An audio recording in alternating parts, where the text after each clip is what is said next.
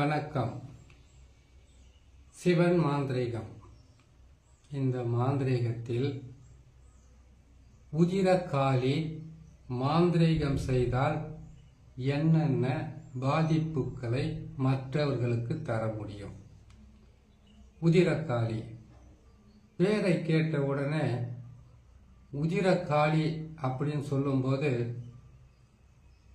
காளியினுடைய முழுமையான குணமே என்னன்னு கேட்டீங்கன்னாக்கா, ஒருவருடைய கெட்டவங்க, ஏமாத்துறவங்க, பொய் சொல்றவங்க, மற்றவங்களை அழிக்கிறவங்க, துர்மார்க்கங்க, கொடூரக்காரங்களை அழிப்பது தான் இந்த உதிரகாளியோட வேலை. காளிக்கு கோபம் வந்தா யாராயிருந்தாலும், எப்படிப்பட்டவங்களாக இருந்தாலும் அவங்களுடைய உயிரையும் கொஞ்சம் கூட ஈவு இறக்கம் இல்லாம அவங்க உயிரை எடுத்து உதிரத்தை குடிப்பவர் தான் உதிரகாளி. இந்த உதிரகாளியை எதுக்கெல்லாம் பயன்படுத்துவாங்கன்னு கேட்டீங்கன்னாக்கா, ஒரு தொழில் செய்றீங்க, இல்லைன்னா உங்களுக்கு நித்தமும் கொடுமையும் சித்திரவதையும் பல வகையான கஷ்டங்களையும் நஷ்டங்களையும் கொடுக்கிற மனிதனை இந்த உதிரகாளி மாந்திரீகத்தை வச்சு அவங்கள பழி வாங்கலாம். உதிரகாளின்னு சொன்னாவே எல்லாருக்குமே தெரிஞ்சது, உதிரம் அவங்கள உதிரத்தை குடிப்பாங்களா, இல்லை உதிரத்தை அவங்களுக்கு நம்ம படையலா போடணுமான்ற கேள்வி வரும். அது அப்படி கிடையாது. உதிரகாளி மாந்திரிகன்றது பார்த்தீங்கன்னாக்கா, உதிரம் என்றது நாம செய்யக்கூடிய ஒரு பாவை.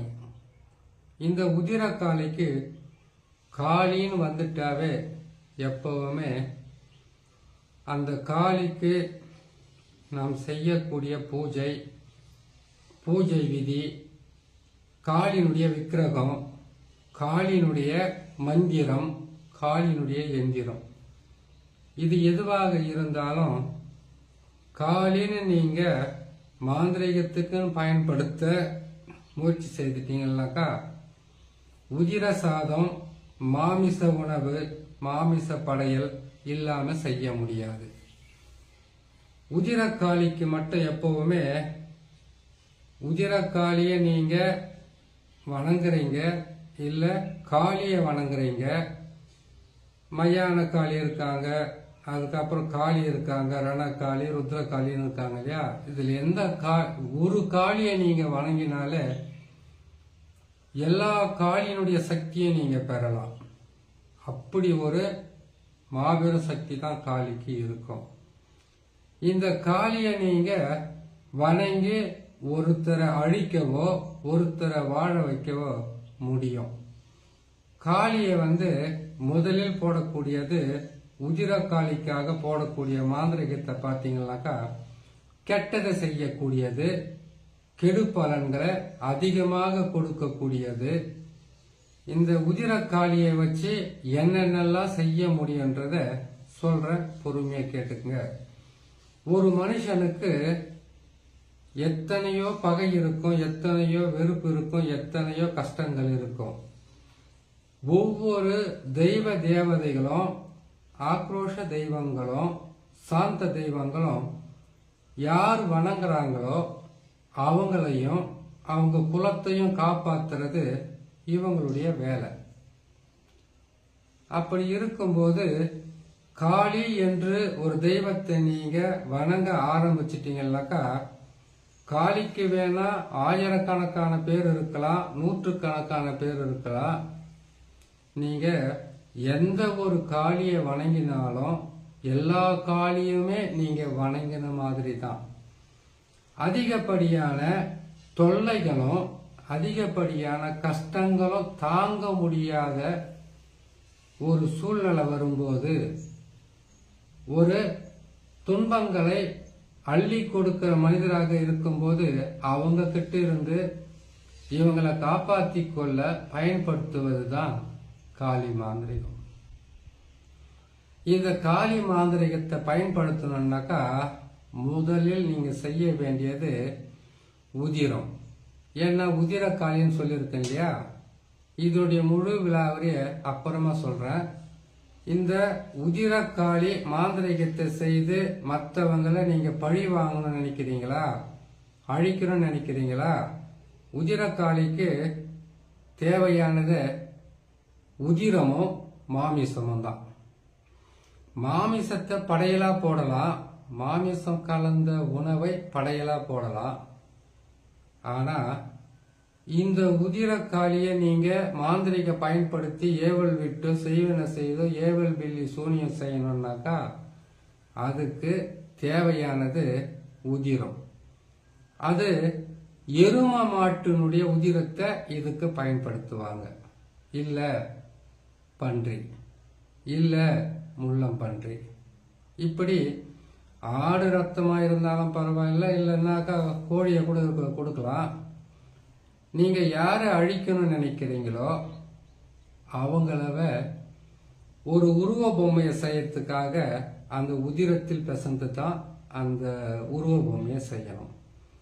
நீங்க உங்களுக்கு ஒரு சிலருக்கு பன்றியோட இறைச்சியோ இல்லைன்னா உதிரத்தையோ தொட பயமாக இருக்கும். எரும மாட்டினுடைய உதிரத்தையோ அதோட இறைச்சியை தொட உங்களுக்கு அச்சமா இருக்கும். அப்படி இருக்கிறவங்க ஆடை எடுத்துக்கலாம், கோழி எடுத்துக்கலாம். ஆனா அந்த எதை நீங்க இதுக்கு பயன்படுத்துறீங்களோ அந்த மாமிசத்தை உண்ணக்கூடாது. அதை அப்படியே சமைச்சு படையலா போட்டு வச்சிடலாம். இல்லைன்னா அதை நீங்க தூக்கி கூட இந்த உருவ பொம்மையை செய்து நீங்க ஏவல் விடுறீங்க இல்லையா, அதோடு சேர்த்து புதைக்கலாம். அப்படி செய்யும் போது உங்களுக்கு இந்த உதிரக்காளியினுடைய மாந்திரிகத்தை பயன்படுத்தி செய்து முடிக்கணும்னு கேட்டீங்கன்னாக்கா, நான் சொன்ன மாதிரி எரும மாடா இருக்கட்டும், இல்லை பன்றி, இல்லைன்னா ஆடு, கோழி, எந்த உதிரமாவது ஒரு உதிரத்தை எடுத்து அதில் மண் எடுத்து, அந்த மண் எங்க எடுக்கணும்னு கேட்டீங்கன்னாக்கா, கெட்டது செய்யணுமா, கெட்டது செய்யக்கூடிய இடம் பார்த்தீங்கன்னாக்கா இடுகாட்டிலிருந்து மண் எடுக்கலாம், சுடுகாட்டிலிருந்து மண் எடுக்கலாம். இதோட சேர்த்து எதிரிகளுடைய ஒரு புகைப்படம், அவங்களுடைய காலடி மண், துணி ஏதாச்சும் இருந்தால் அதையும் எடுத்துக்கலாம். அதையும் எடுத்து இந்த உதிரத்தை நீங்க எடுத்து வச்சிருக்கீங்க இல்லையா, அந்த உதிரத்தை நீங்க அந்த மண்ணுடன் சேர்த்து ஒரு உருவ பொம்மையா செய்யணும். அந்த உருவ பொம்மையை செய்து அதுக்கு என்ன செய்யணும்னு கேட்டீங்கன்னாக்கா, பக்கத்துல போட்டிருக்கும் பாத்தீங்களா ஒரு சக்கரம், அந்த சக்கரம் மாதிரி ஒரு சக்கரத்தை போடணும். அந்த சக்கரத்தில் பாத்தீங்கன்னாக்கா மொத்தமே 4 கோடு நேராகவும் 4 கோடு குறுக்காகவும் இருக்கும். அதுல மொத்தம் 8 சூலங்கள் இருக்கும். 8 சூலத்தையும் சுற்றி ஓம் நமச்சிவாயம் என்ற எழுத்து இருக்கும். ஆனா உள்ள மட்டும் நங் நங் நசி நசி மங் மங் நசி நசி யங் யங் நசி நசி சிங் சிங் நசி நசின்னு இருக்கும். இந்த எழுத்துக்களை மூல மந்திரமாகவும் இதை பீஜமாகவும் எடுத்துக்கிட்டு இந்த மந்திரங்களை ஒரு செம்பு தகடு, காரிய தகடு, இல்லை ஒரு முறித்தகடுல இந்த மாதிரி ஒரு சக்கரத்தை போடணும். சரி, சக்கரத்தை போட்டுட்டீங்களா? சக்கரத்தை போட்டு முடிச்ச உடனே அந்த சக்கரத்துக்கு நம்ம எந்திரத்தை எழுதி முடிச்சோம்னாக்கா அதுக்கு எந்திரத்தை சுத்திகரிக்கிற மந்திரமோ, அதுக்கப்புறம் மந்திரங்களை சொல்லி அதுக்குண்டான பீஜ மந்திரங்களை சொல்லி இதை செய்து முடிக்கணும். இதை செய்து முடிச்சு எந்த ஏவல் பொம்மை செய்றீங்களோ அந்த ஏவல் பொம்மைக்கு இந்த தகடை மார்பகம் அல்லது தலைப்பகுதியில் வச்சு நீங்க அதை ஒரு நூல் போட்டு கட்டுறது, இல்லைன்னா ஆணி வச்சு அடிக்கிறது, இது ஏதாச்சும் ஒன்று செய்துக்கலாம். செய்து முடிச்சுட்டு அதுக்கப்புறமா அது மேல அவங்களுடைய ஃபோட்டோ. யாரை நீங்கள் அழிக்கணும்னு நினைக்கிறீங்களோ, யாரை நீங்கள் பழி வாங்கணும்னு நினைக்கிறீங்களோ, யார் உங்களுக்கு தினமும் தொல்லையும் கஷ்டமும் துன்பங்களும் அள்ளி கொடுத்துக்கிட்டு இருந்தாங்களோ அவங்களுடைய புகைப்படமோ, அவங்களுடைய பேரோ, அவங்களுடைய குலதெய்வ பேரோ, அவங்களுடைய அம்மா பேரையும் சேர்த்து அந்த ஃபோட்டோ இதே தகடுலேயே எழுத்துக்கள் வீடுகளில் இருக்கும் கோடு இருக்கு பார்த்தீங்களா, அந்த கோட்டில் தான் நீங்கள் அழிக்கணும்னு நினைக்கக்கூடிய அந்த நபருடைய பேரு, அம்மா பேரு, ஊர் எல்லாமே எழுதிடணும்.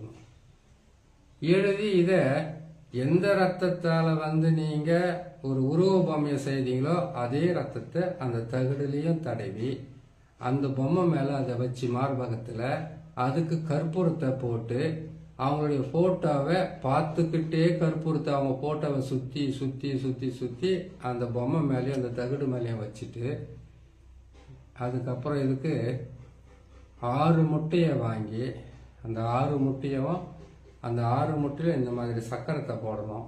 இதே மாதிரி எழுத்துக்களையும் பேரை போடணும். போட்டு அவங்க தலையை சுற்றி இதில் வச்சு எரித்து அந்த சாம்பலை கொண்டு போய் அவங்க வீட்டில் போடலாம், தண்ணியில் கலக்கலாம், இல்லை மேலே படுற மாதிரி போடலாம், போகிற வர்ற வழியில் போடலாம். இது போட்டால் என்ன நடக்கும்? அதாவது உதிர காளியினுடைய வேலை என்னன்னு கேட்டிங்கனாக்கா, ஒரு வீட்டில் நிறைய பேர் துன்பம் கொடுக்குறவங்களாகவும் கஷ்டம் கொடுக்குறவங்களாகவும் இருந்தாங்கன்னாக்கா அவங்க குடும்பத்தில் உதிரம் சிந்தி விபத்து ஏற்பட்டு அடிபட்டு இல்லை கர்ப்பச்சிதைவு ஏற்பட்டு பல வகையில் மாதக்கணக்கில் மாதவிட ஆகி பல வகையில் பிரச்சனைகளை கொடுத்து அவங்கள அழிக்கக்கூடிய மிகப்பெரிய சக்தி தான் இந்த உதிர காளியினுடைய மாந்திரிகத்தில் செய்கிறது. காளிக்குன்னு நிறைய மகத்துவம் இருக்குது. நன்மையும் செய்யும், கெட்டதையும் செய்யும். ஆனால் காளியை வணங்குறவங்க சைவமாக இருக்க முடியாது, அசைவமாக தான் இருக்க முடியும். இவங்களுக்கு நிறைய பேர் பாருங்க, திடீர்னு நெஞ்சு வலி வந்தது, ரத்தமாக வாந்தி எடுத்து இறந்தாங்கன்னுவாங்க. இந்த மாதிரி மாந்திரிகத்தை பயன்படுத்தினா தான். திடீர்னு பார்த்தீங்கன்னாக்கா ஒரு விபத்து ஏற்பட்டு உதிர சிந்தி இறந்தாங்கன்னு சொல்லுவாங்க. இந்த மாதிரி மாந்திரிகத்தை பயன்படுத்துறதுனால தான். அதுக்கப்புறமா எங்கேயோ ஒருத்தர் வேலை செஞ்சுக்கிட்டு இருந்தாங்க, அவங்க திடீர்னு கீழே தவறி விழுந்துட்டாங்க, உதிரம் சிந்திய. இப்படியெல்லாம் பல வகையில் பாதகத்தை செய்கிறது தான் உதிரக்காளி மாந்திரிகத்தில் செய்யக்கூடிய ஒரு ரகசியம். இதை செய்து முடிக்கிறதுக்கு சனிக்கிழமை மிகவும் உகந்த நாள். அந்த நாளில் செய்து எதிரிகளோ துரோகிகளோ கஷ்டம் கொடுக்குறவங்களோ துன்பம் கொடுக்குறவங்களோ உங்களை அவமானப்படுத்துகிறவங்களோ இல்லை உங்களுக்கு பல வகையில் வாழ முடியாத அளவுக்கு மன சஞ்சலத்தை கொடுக்குறவங்கள அழிக்க இது பயன்படும். கஷ்டத்தை கொடுக்குறவங்கள ஏன் கேட்டீங்கன்னாக்கா ஆள் பலம் பண பலம் படை பலம் எல்லாம் இருக்கிறவங்கள அடக்கணுன்றது ரொம்ப ரொம்ப கஷ்டம். ஆனால் இந்த மாதிரி மாந்திரிகத்தை செய்து அவங்கள அடக்கிறது மட்டும் இல்லை, இருக்கிற இடம் தெரியாமல் ஒழிக்கிறதுக்கு மாந்திரிகம் செய்கிற ஒவ்வொருவருக்கும் இது மிகவும் துணையாகவும் உதவியாகவும் இருக்குன்னு சொல்லி இன்னொரு நல்ல பதிவு உங்களை நான் சந்திக்கிறேன். நன்றி.